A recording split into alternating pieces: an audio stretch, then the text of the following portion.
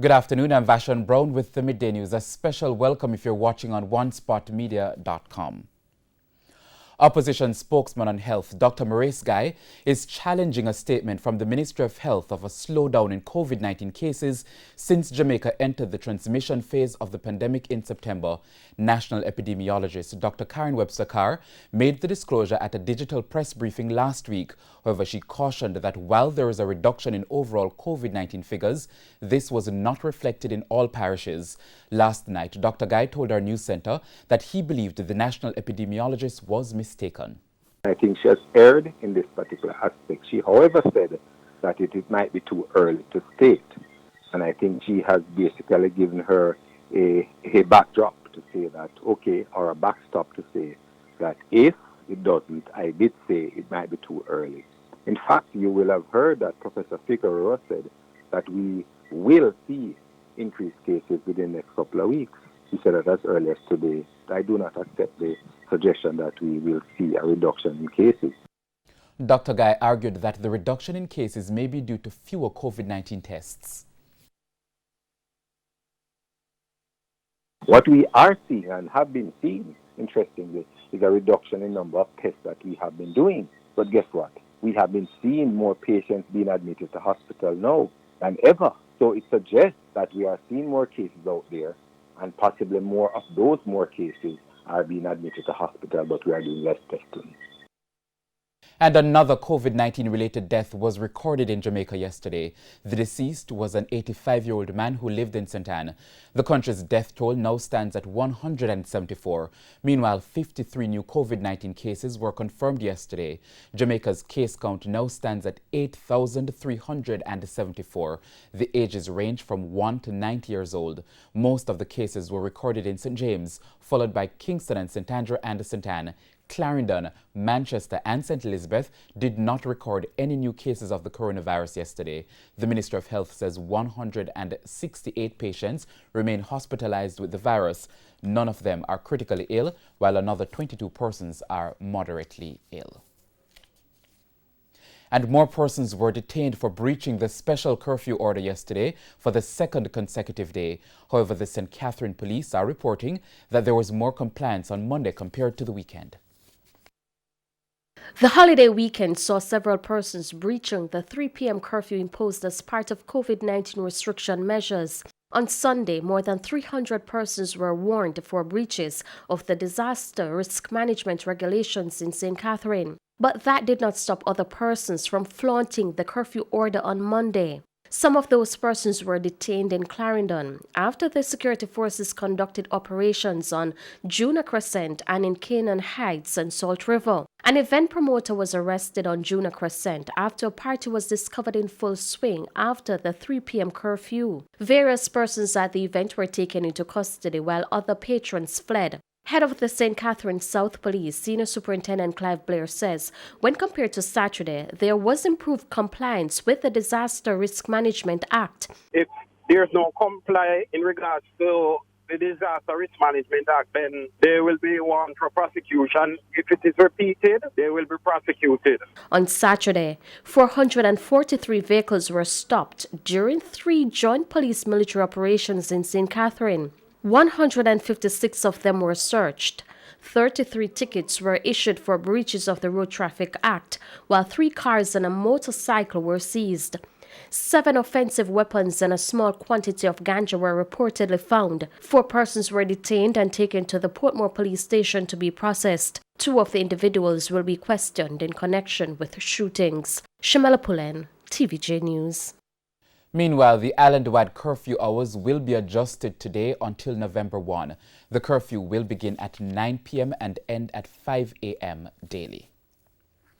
It appears the government's crime plan has been hampered by the Supreme Court's ruling last month that the detention of 5 men under the state of emergency was unconstitutional. The heads of the security forces have signaled the need for the tool, but the government says it's awaiting guidance from its lawyers. We have more in this report. 1.9% decline in murders and 1.7% decline in shootings. A small reduction given the fact that the country recorded over 1,300 murders in 2019. The rate of decline was much higher, But since the SOEs were lifted in August, the country has seen a spike, which has resulted in a lower decline. At a recent virtual press briefing, National Security Minister Dr. Horace Chang was asked whether a recommendation was made by the security forces for a declaration of an SOE. The security force, head of security force, think there's need for one, but would not move to do anything until we get the full assessment by our lawyers of what has come out of the particular judgment where the habeas corpus was filed against a number of detained clients. The parameters for it are there. We do need the additional tool to the police as we continue to deal with the criminal activity in Jamaica. Dr. Chang argued that the crime-fighting tool almost doubled the strength of the security forces. And with the recent spike in murders, Major General Anthony Anderson says he's not satisfied with the marginal declines in murders and shootings. He was asked how critical it was for the police to get the SOE. What has shown itself to be the tool that most quickly suppresses murder and shootings in the space where it's applied. So that has been shown. So it is important that we get it. We can see every time since we've implemented it that it has been removed. We start to see the spike again. A number of the things that need to be put in place to allow it to be removed or used less have not been put in place for one reason or another, largely because we got delayed on everything through COVID. He pointed to the recruiting process, which was delayed due to lack of quarantine facilities, as well as the implementation of technology projects. We do need it, but by no means are we going to roll over and play dead just because it's not there. So we have strategies, we have a new initiative that started this morning. As I said, we'll see the results of it over the next few days, and we will pull this back with the help of the public. Anthony Lugg, TVJ News. We take a break now on the Midday News, but please stay with us. We'll be right back.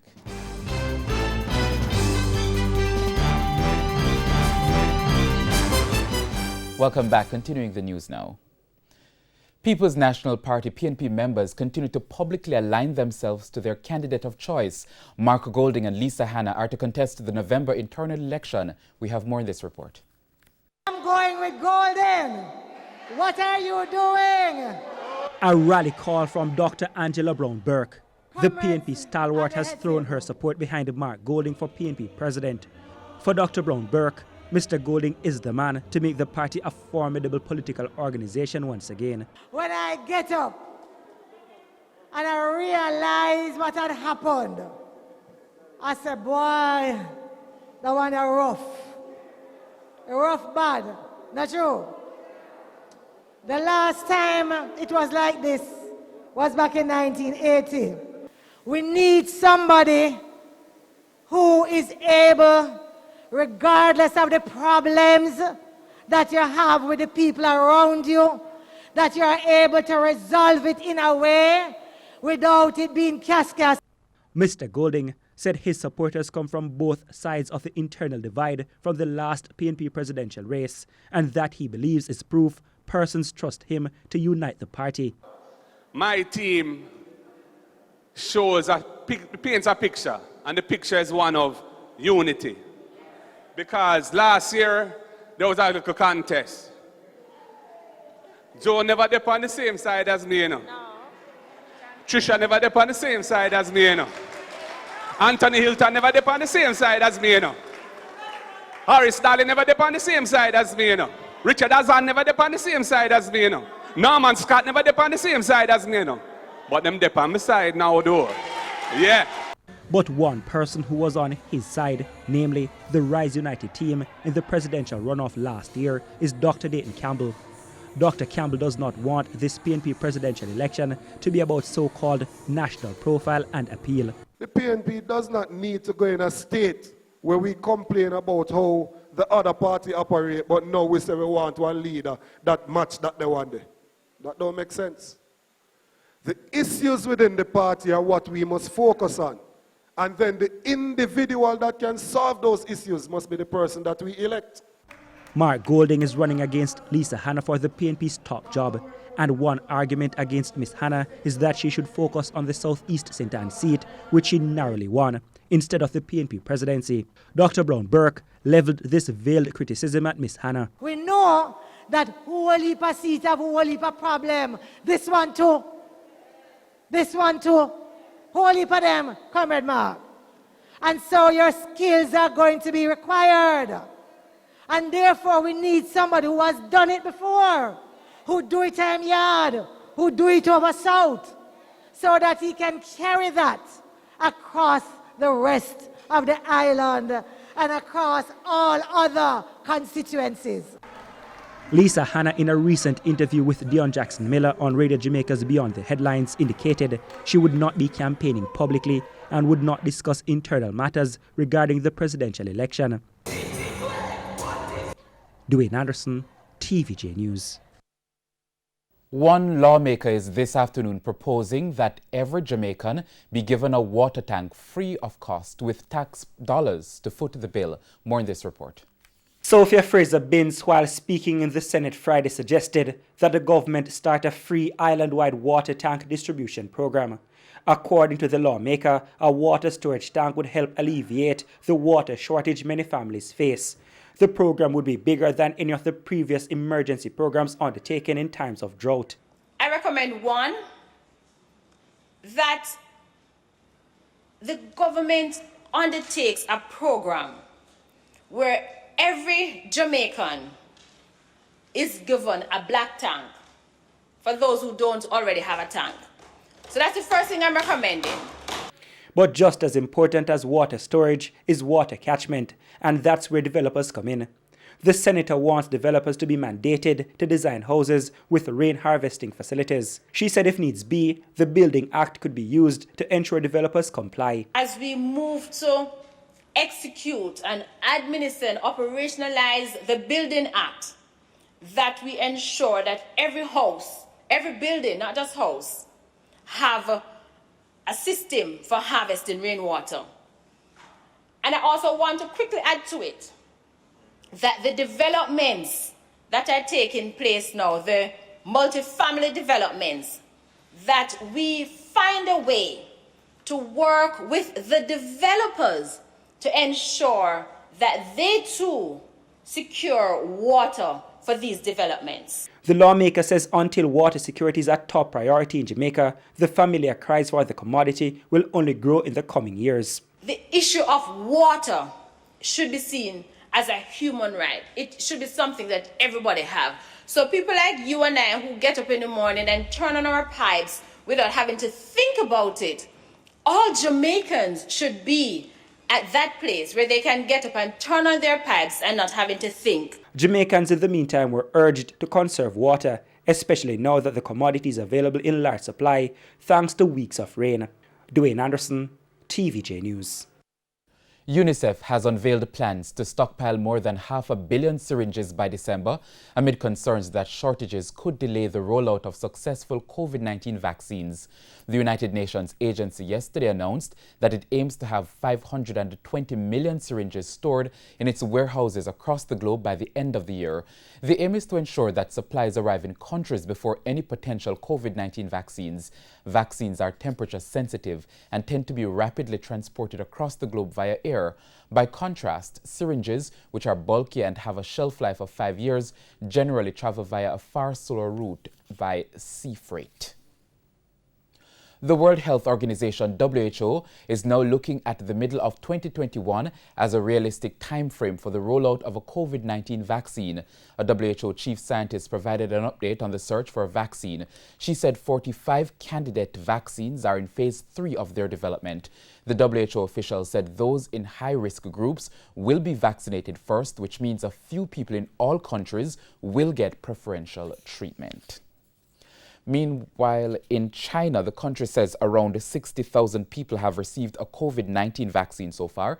According to the Ministry of Science and Technology, serious adverse reactions haven't been reported now since July. The country has been vaccinating workers in high-risk professions in an emergency program.